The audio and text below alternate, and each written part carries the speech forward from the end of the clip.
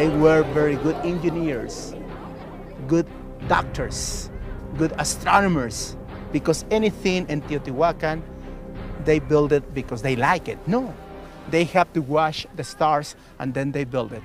This is an astronomical place.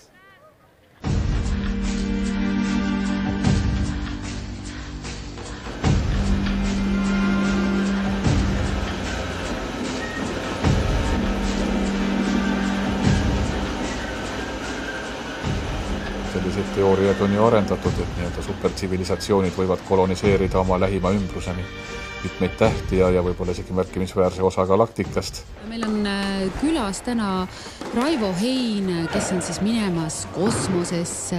Räägi natuke sellest reisist, et mida see siis endast täpselt kujutama hakkab? See reis lähebki üles 100 kilomeetri peale, kestab seal umbes 10 minutit ja siis tuleb ta alla tagasi. Aga vist 400-500 inimest on praeguseks ostnud omale pileti. Teil on 2 observatooriumi. Teil on tehnika, mis on professionaalidel väga kallis. Te olete vaadanud pikki tunde taevas. Kas te olete midagi imelikku seal ikkagi mäldanud? Midagi, mis ka teie südame on kiiremini põksma pannud? Jah, tegelikult kõik, mis ma seal olen näinud, on selline imeline ja suurepärane.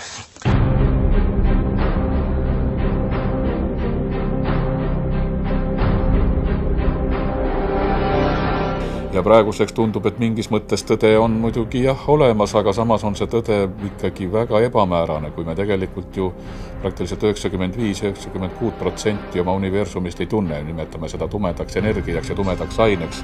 Tõde on selles mõttes alati suhtline, et kunagi sa ei tea kogu tõde.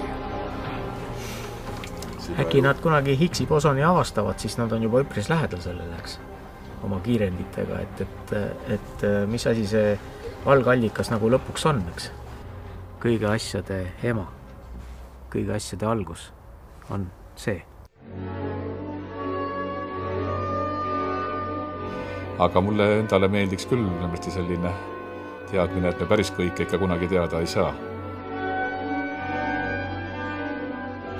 Enamus inimesi enamus ajast vajavad lohutust ja sellepärast need, kes teadmist vihkavad ja tõde vihkavad, nendel lihtsalt prevaleerib vajadus lohutuse järele. Minu kolmainsus on teadus, tõestus ja fakt.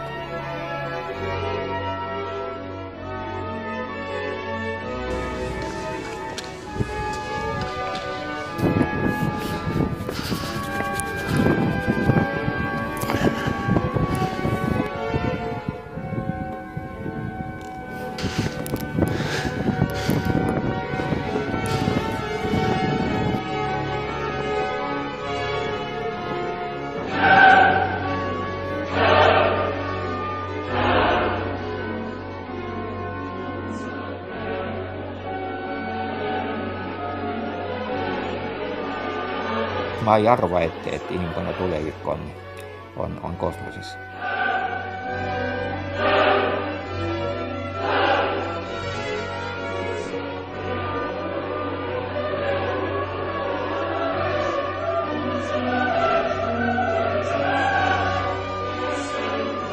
Maailma ruumil on, sest ausalt öeldes ei sooja ega külma, kas me siblime siin ringi või ei sibli, kui me kas või vaatame taevasse ja näeme, kuidas miljoneid aastaid seal kõik toimub.